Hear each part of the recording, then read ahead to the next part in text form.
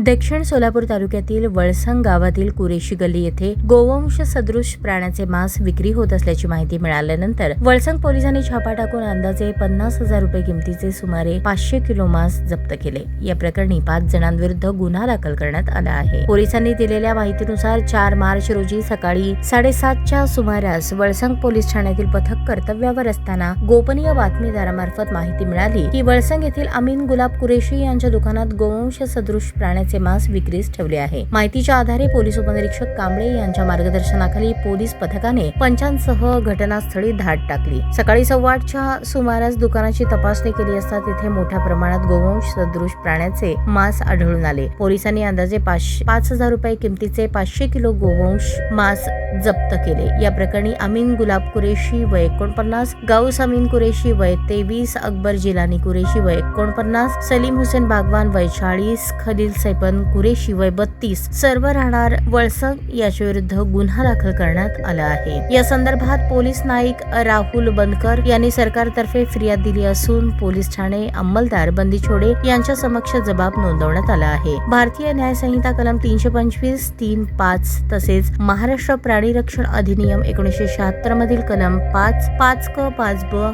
9 आणि 9अ अंतर्गत गुन्हा दाखल करण्यात आला असून पुढील तपास पोलीस कॉन्स्टेबल शिवाजी चव्हाण करत आहेत।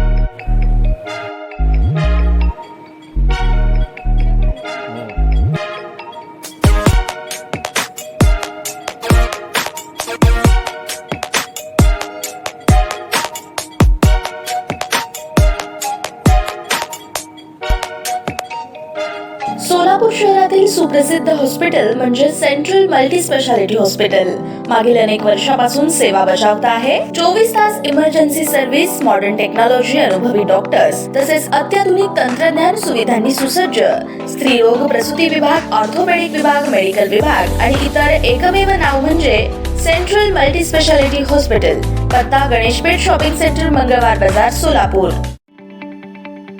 ताज्या बातम्या पाहण्यासाठी प्राईम महाराष्ट्र न्यूज चॅनलला सबस्क्राईब करा।